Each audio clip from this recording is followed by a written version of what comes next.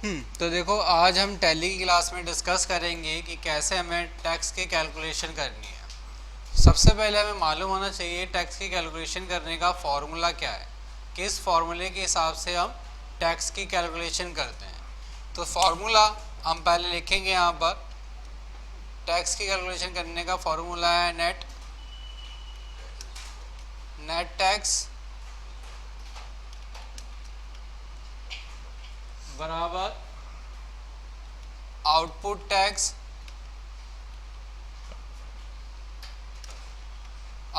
Tax minus input tax.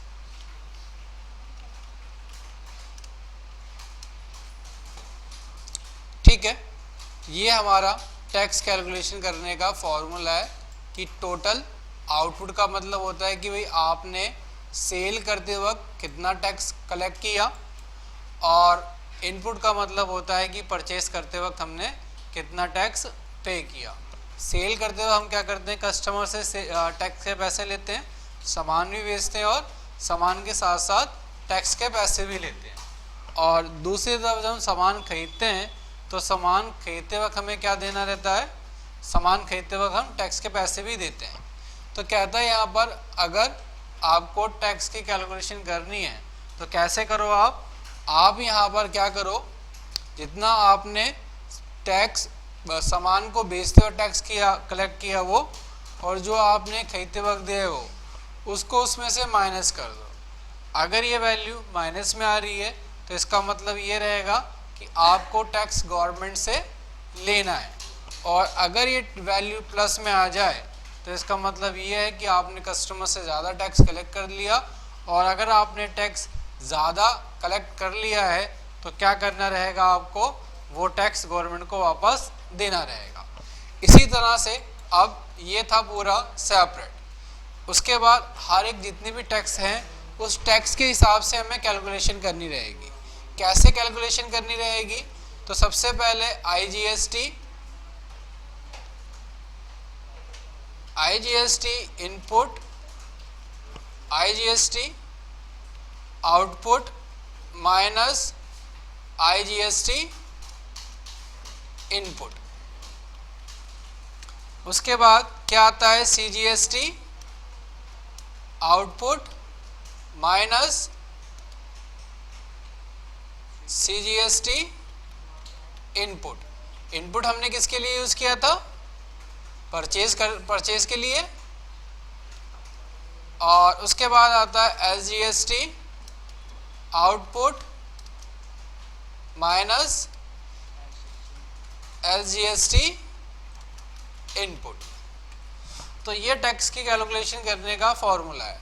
अब आपको tax calculate करना है कि आपको टैक्स पे करना है या गवर्नमेंट से आपको टैक्स लेना है वापस। तो कैसे हम इसकी कैलकुलेशन करेंगे, तो पहले हम यहाँ पर देखेंगे, पहले हम चेक करेंगे आकर। सबसे पहले हम क्या करते हैं, हम निकाल लेते हैं पहले लेज़र किसका, सबसे पहले हम निकाल लेते हैं किसका लेज़र में देखना है, वेरी गुड। तो हमने यहाँ पर ऑल्ट जी बटन दबाया और हमने यहाँ पर डाला आईजीएसटी लेज़र वाउचर। आप करो अपना काम, आप करो फिजा, अपना करो। हम यहाँ पर डालते हैं आईजीएसटी इनपुट, आईजीएसटी आउटपुट। अब आईजीएसटी आउटपुट में देखो हमने क्या कर रखा है, हमने सेल करते वक्त 26,000 रुपये टैक्स क्या किया है, कलेक्ट किया है, लिया है कस्टमर से। तो 26,000 लिया है तो क्या हो जाएगा, हमारा टैक्स कैलकुलेट करना है हमारा। तो हमने यहाँ पर लिख दिया, अभी हम लिख देते हैं जैसे आईजीएसटी आउटपुट कितना हो गया हमारा, 26,000 हो गया, और आईजीएसटी इनपुट कितना हो गया हमारा। अब आईजीएसटी इनपुट भी देखेंगे। अब यहाँ पर डाला हमने आईजीएसटी इनपुट, और आईजीएसटी इनपुट कितना है, कह रहा है कि आपने परचेज करते वक्त 30,234 रुपये क्या करें, गवर्नमेंट को दिए हैं, और लिए कितने हैं, 30,000 234, ठीक है। और अब अगर आप निकालोगे IGST का टैक्स तो कैसे निकलेगा आपका IGST का टैक्स? आपने किया आउटपुट कितना है हमारा 26,000 माइनस 30,234, तो यहाँ पर देखो कितना निकल कर आ जाएगा आपका 26,000 माइनस 30,234, तो कह रहा है कि 4,234 रुपये क्या रह गए आपके।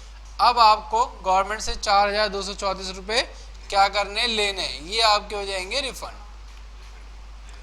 अब जब भी वैल्यू माइनस में आएगी तो रिफंड हो जाएगी। रिफंड क्यों हो रहा है? क्योंकि आप देख भी रहे हो कि हमने परचेज करते वक्त क्या करा है, हमने ज़्यादा टैक्स दिया है और गवर्नमेंट ने कहा है कि बिजनेसमैन को अगर आपने ज़्यादा टैक्स दे दिया तो हम क्या रहेंगे, आपके टैक्स के पैसे देने के लिए लायबल लेंगे, हम वापस कर देंगे। लेकिन अगर आप क्या कर लेते हो, कस्टमर से टैक्स ज़्यादा कलेक्ट कर लेते हो, पैसे ले लेते हो टैक्स के, तो आपको क्या करना रहेगा, वो टैक्स के पैसे हमको दोबारा वापस करने रहेंगे। ये तो अब आगे हमारी किसके अंदर फिगर्स, IGST के अंदर, ठीक है। दूसरा केस है, अब यहाँ पर देखो अगली क्या है, अब आपको क्या दिया गया है, क्या करना था हमें, कैलकुलेट CGST आउटपुट। तो यहाँ पर देखो CGST कितना है आपका 16,282 रुपये 50 पैसे। तो हमें क्या निकालना था यहाँ पर, हमें निकालना था यहाँ पर, अब दिया गया CGST और ये क्या है, ये आउटपुट है। CGST आउटपुट कितना दिया गया हमें, 16,282 रुपये 50 पैसे। SGST आउटपुट कितना दिया गया हमें,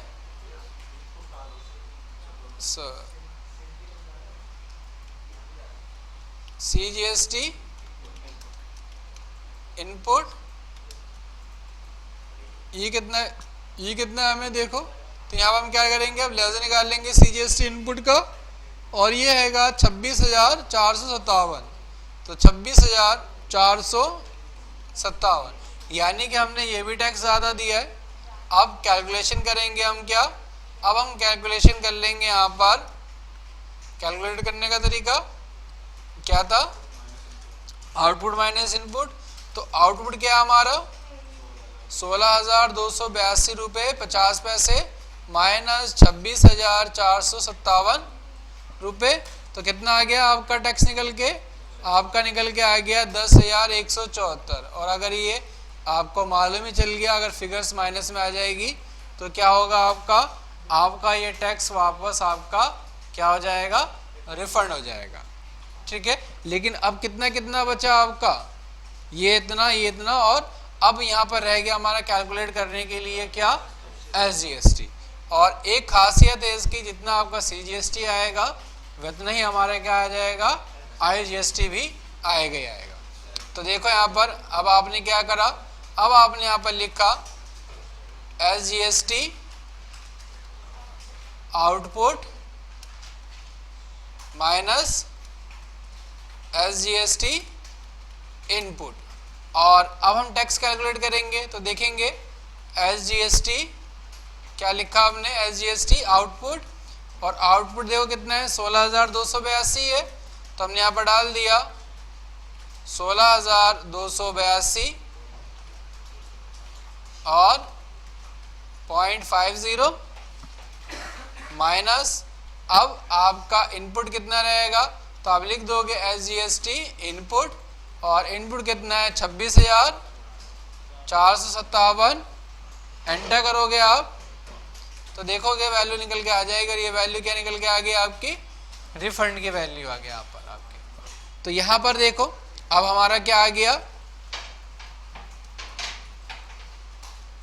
IGST इनपुट हमारा क्या आ गया 4,234 रुपये, SGST CGST इनपुट क्या आ गया हमारा 10,174 रुपये 50 पैसे, और CGST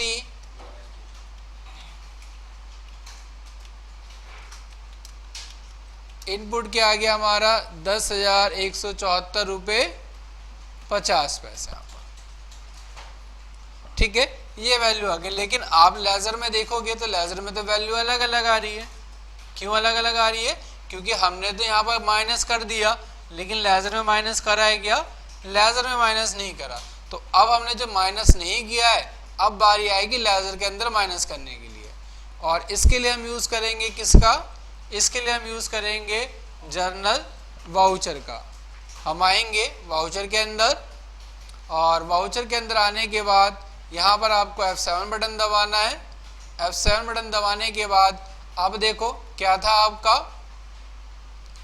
किस में से किसको घटाना था आपको? आउटपुट में से इनपुट को। तो हमारे पास IGST कितना था? आउटपुट 26,000। तो हमने यहाँ पर क्या लिख दिया? IGST आउटपुट कितना? 26। तो हमने यहाँ पर डाल दिया 26,000।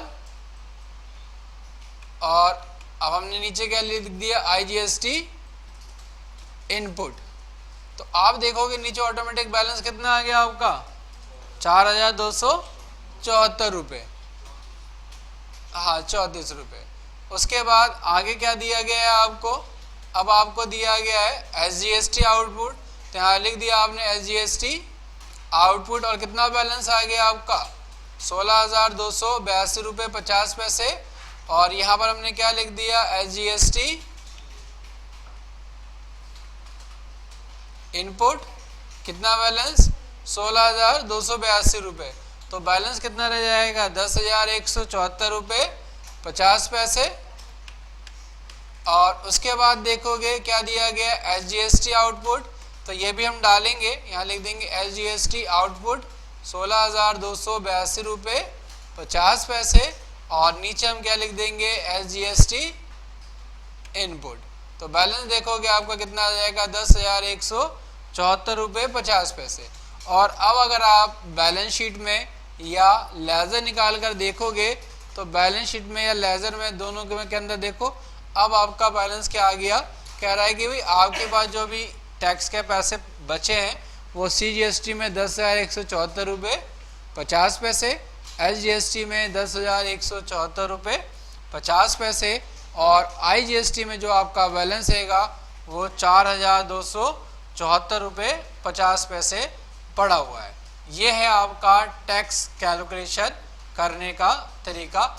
इस तरह से हम टैक्स की कैलकुलेशन करते हैं कि कितना हमने परचेज करते वक्त पैसे दिए, कितना हमने ले लिए। इस तरह से आपको टैक्स की कैलकुलेशन करनी रहेगी। टैक्स की कैलकुलेशन जब आपकी हो जाएगी, उसके बाद हमें क्या करना रहता है? अपनी GST रिटर्न्स को फाइल करना रहता है। और हम अपनी GST रिटर्न्स को फाइल कैसे करते हैं? GST रिटर्न को फाइल करने के लिए हमें क्या करना रहता है? JSON फाइल बनानी रहती है। JSON फाइल क्या होती है? JSON फाइल आपके लार्ज डाटा को कन्वर्ट कर देती है स्मॉल डाटा के अंदर। सबसे पहले आपको मालूम होना चाहिए कि GST के अंदर कितने तरह से रिटर्न को हम फाइल करते हैं। GST के अंदर 3 तरह से रिटर्न्स को फाइल किया जाता है।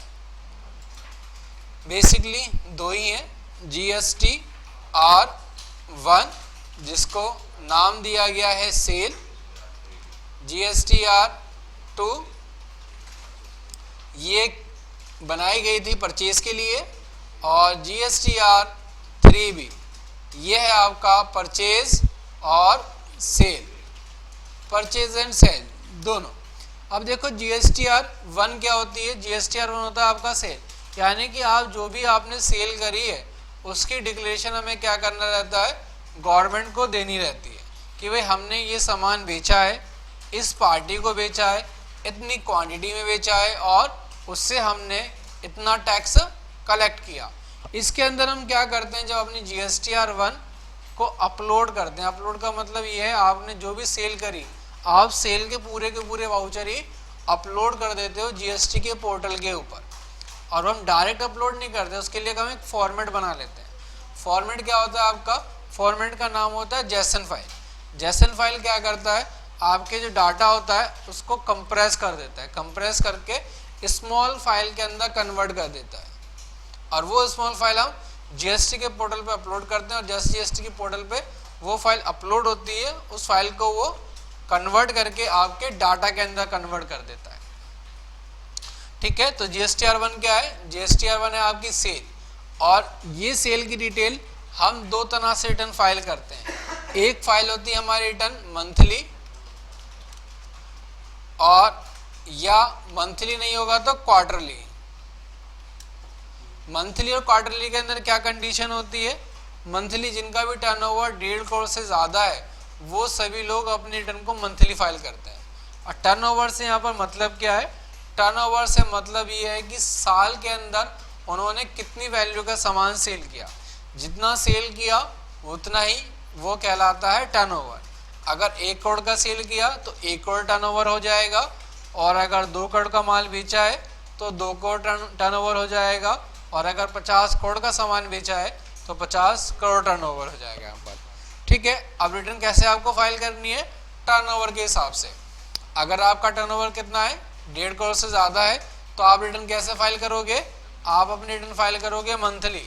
और अगर आपका टर्नओवर 1.5 करोड़ से कम है तब भी आपके पास चॉइस है, आप क्वार्टरली फाइल कर लो या मंथली फाइल कर लो। जिनका टर्नओवर 1.5 करोड़ से कम है उनके पास चॉइस है, वो चाहे तो मंथली फाइल कर सकते हैं, वो चाहे तो क्वार्टरली भी अपनी रिटर्न को फाइल कर सकते हैं। लेकिन जिनका टर्नओवर 1.5 करोड़ से ज़्यादा है उनके पास चॉइस नहीं है, उनके पास कंपलसरी है कि भाई आपको अपनी रिटर्न कैसे फाइल करनी है, मंथली अपनी रिटर्न को फाइल करना है आपको। ठीक है, तो GST-A1 क्या हो गया आपका, सेल। और सेल के आपके सेल के पूरे वाउचर आप एज अ अपलोड कर देते हैं, लेकिन उसको हम जेसन फाइल बनाकर अपलोड करते हैं। उसके बाद आता है GSTR-2। GSTR-2 क्या है आपका, परचेज।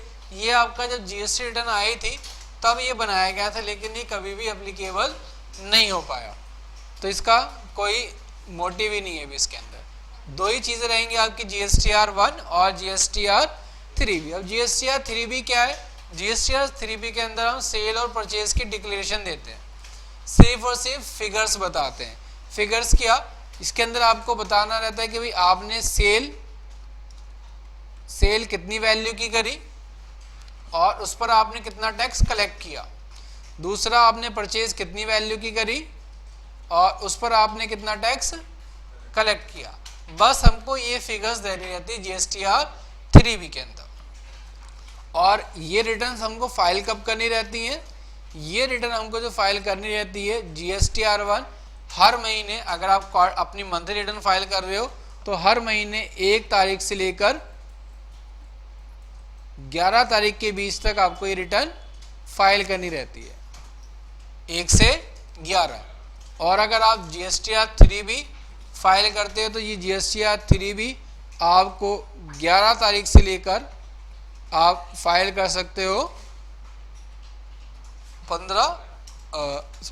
20 तारीख तक। अब क्वेश्चन आता है, अगर कोई भाई 11 तारीख तक फाइल ना करे या 20 तारीख तक फाइल ना करे फिर क्या होगा, तो गवर्नमेंट कहती है कोई बात नहीं, आप फाइल नहीं करते तो कोई दिक्कत नहीं है, लेकिन हम आपसे क्या ले लेंगे, 50 रुपये पर डे के हिसाब से आपसे लेट फीस या पेनल्टी आपसे चार्ज कर लेंगे, 50 रुपये पर डे। ठीक है, तो अगर आप अपनी रिटर्न को टाइमली फाइल नहीं करते हैं तो आपसे क्या करा जाएगा, 50 रुपये पर डे के हिसाब से हम आप पर फाइन लगा देंगे और 50 रुपये पर डे के ले लेंगे आपसे। ठीक है, अब बात आती है कि जेसन फाइल हमें बनानी कैसे। तो जेसन फाइल बनाने के लिए आपको आना है डिस्प्ले के अंदर। डिस्प्ले के अंदर आपको मिलेगा GST रिपोर्ट और इसके अंदर सबसे पहले मिलेगा GSTR-1। GSTR-1 आ रहा है आपके पास और ये GSTR-1 की रिपोर्ट आ गई। सबसे पहले दिखाएगा टोटल वाउचर्स। टोटल वाउचर कितने हैं आपके, कह रहा है कि जनरल की एंट्री डाली है आपने, पेमेंट की, परचेज की, रिसिप्ट की और सेल की। लेकिन कंसीडर इसके अंदर क्या किए जाएंगे, इंक्लूड इन रिटर्न। कह रहा है कि 12 आपके सेल के वाउचर हैं और आगे इंक्लूड HSN समरी, 12 की HSN समरी भी है आपके पास। इनकम्प्लीट इंफॉर्मेशन, कह रहा है कोई ऐसा है जिसके आपने HSN नंबर नहीं डाला हो, not relevant in this return. कह रहा है कि भाई ये ट्रांजैक्शन जो है आपकी विदाउट GST वाली ट्रांजैक्शन है। ठीक है, तो ये आपकी कंसीडर नहीं होगी, सिर्फ और सिर्फ क्या जाएंगे आपके इनवॉइस ही जाएंगे सेल के। तो देखो B2B इनवॉइस से जा रहे हैं, और यहाँ पर आप देख भी पाओगे, नेचर अगर हम चेंज कर देते हैं तो यहाँ पर देखोगे आप टोटल आपके पास डिटेल आ जाएगी। डिटेल क्या आ रही है आपके पास, देखो क्या दिखा रहा है, local sale taxable. Local sale taxable का मतलब क्या है कि हमने वो सेल जो दिल्ली में बेची है वो कहलाता है आपके लोकल सेल टैक्सेबल। और inter state sale taxable, inter state sale taxable का मतलब है कि वो सेल जो हमने दिल्ली से बाहर की पार्टीज को बेची है वो क्या कहलाता है आपका, वो कहलाता है आपका इंटर स्टेट सेल। उसके बाद बेसिस ऑफ वैल्यू,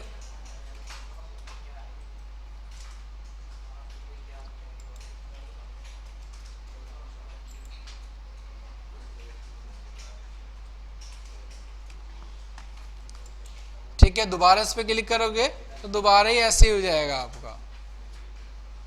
क्लियर है। अब इसके बाद देखोगे अब आता है ऊपर F2 बटन। F2 बटन होता है पीरियड। अगर आप अभी अप्रैल मंथ की रिटर्न फाइल कर रहे हैं तो अप्रैल के लिए आप चूज करेंगे 1 अप्रैल से लेके 30 अप्रैल। लेकिन अगर आप जैसे दूसरे मंथ में चले जाएंगे तो यहाँ से मंथ चेंज कर देंगे। अब अगर आप मई की रिटर्न फाइल कर रहे हैं तो 1/5 से क्या डाल देंगे इसको 31/5 तक। ठीक है, तो 31/5 में देखो क्या आ रहा है, 0 ही दिखा रहा है। हमने कब डाली है, हमने तो अप्रैल की करी है, तो हम चेंज कर देते हैं 1/4 से 30/4। और 30/4 जैसे ही करेंगे यहाँ पर हम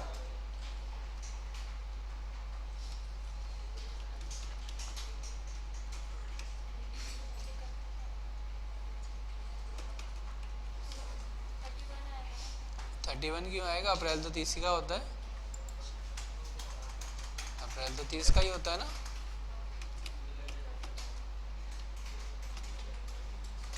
ठीक है, तो यहाँ पर आप दोबारा देखो आ जाएगा।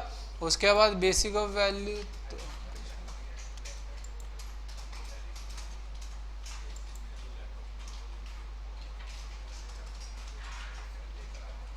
ठीक है। अब इसके बाद देखोगे आप ऊपर आपके पास एक ऑप्शन आता है। ऑप्शन क्या आता है आपके पास, ऑप्शन आता है आपके पास एक्सपोर्ट। और एक्सपोर्ट के अंदर आपको क्या करना है, ई रिटर्न फाइल करनी है। ई रिटर्न के अंदर करंट ई के अंदर देखोगे 2 चीज़ें आती हैं। पहला अगर आप एक्सपोर्ट करोगे तो एक्सपोर्ट के अंदर अब कहता है क्या रिटर्न बनानी है, हमने कहा रिटर्न बनानी है। कह रहा है company GST number is invalid, correct the GST and UN number. कह रहा है कंपनी का जीएसटी नंबर आपका गलत है तो इसको ठीक कर लो। हमने कहा कोई बात नहीं, अभी हमें बस खाली चेक करना है।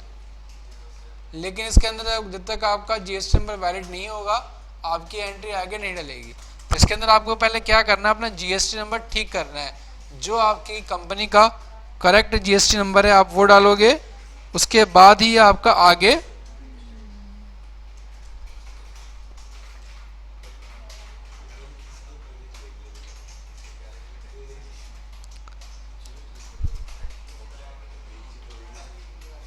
तो हम यहाँ पर वैलिड जीएसटी नंबर डालेंगे। और वैलिड जीएसटी नंबर जब डालेंगे तभी आगे हमारा बढ़ेगा।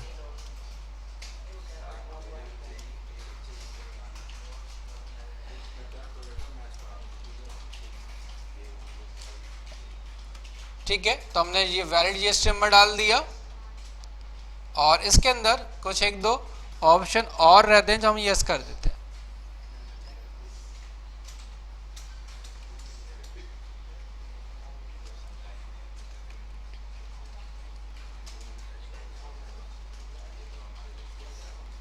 ठीक है,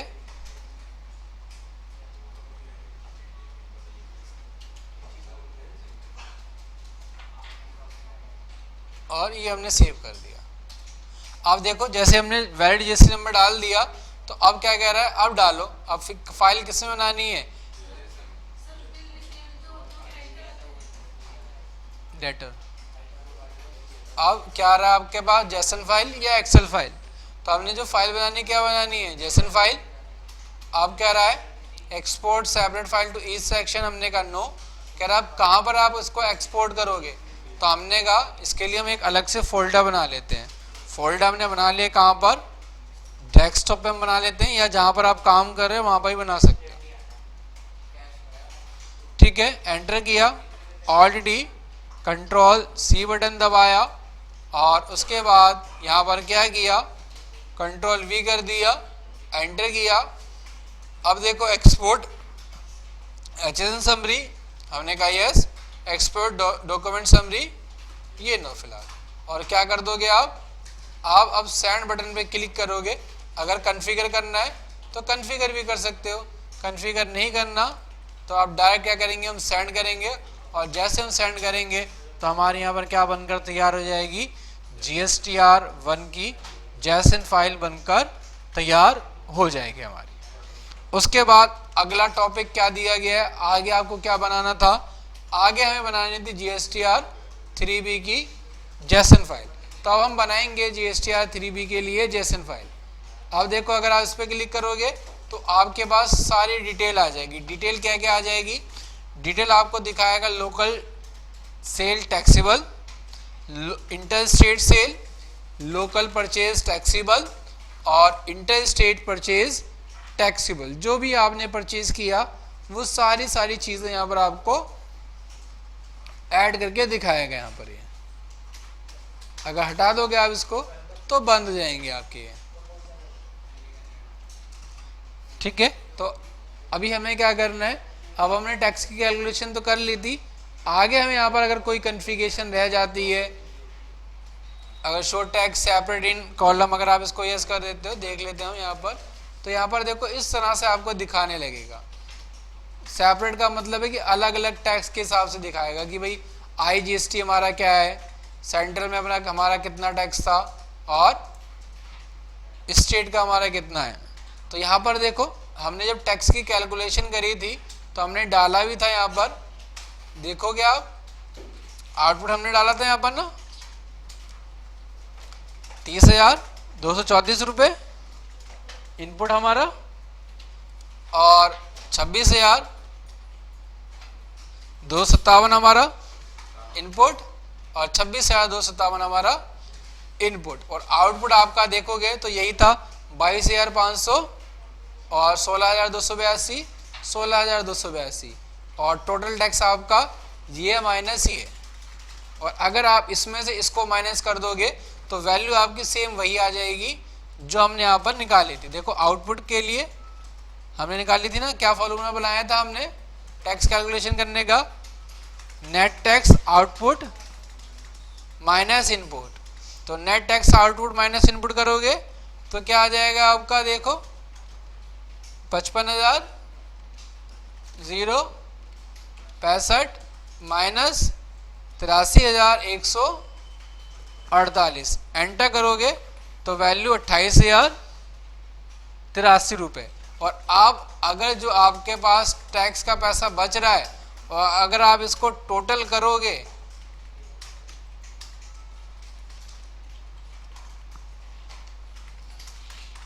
तो ये 24,583 दिखा रहा है।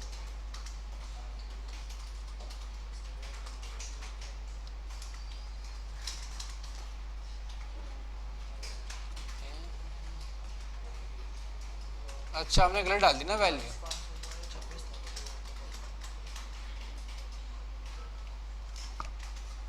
हाँ क्या कह रहे हो? हाँ हाँ हाँ, अच्छा अच्छा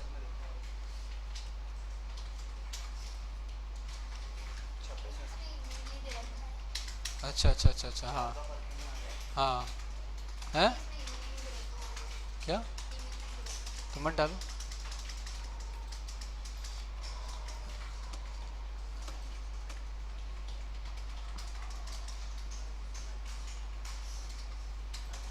इसमें कम दिखा रहा है, उसमें ज़्यादा दिखा रहा है ना।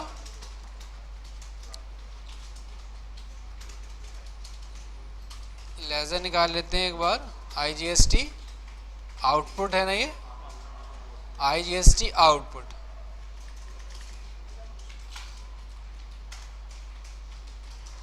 26,000 ही तो है इसके अंदर IGST output.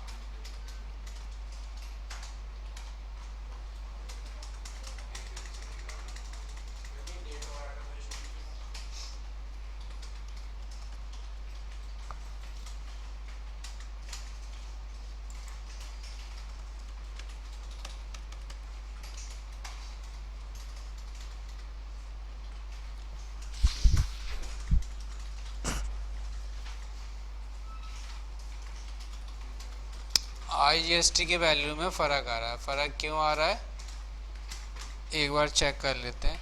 CGST GST 3B ये ठीक आ रही है 30,234।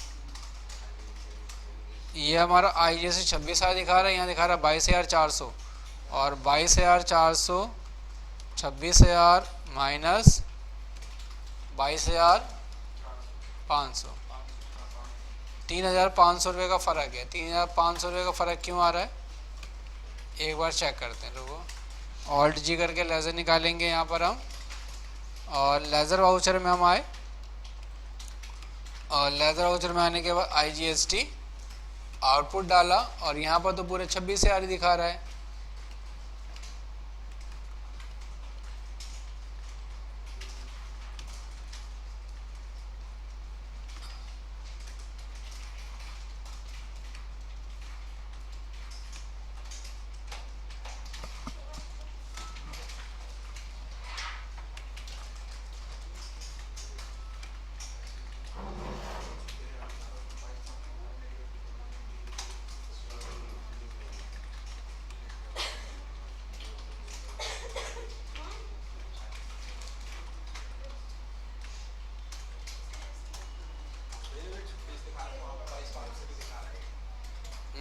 वही देख रहे हैं।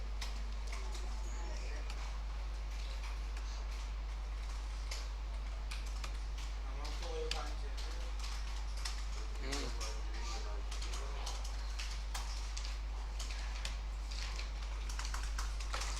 26,000 और यहाँ पर दिखा रहा है तुम्हारा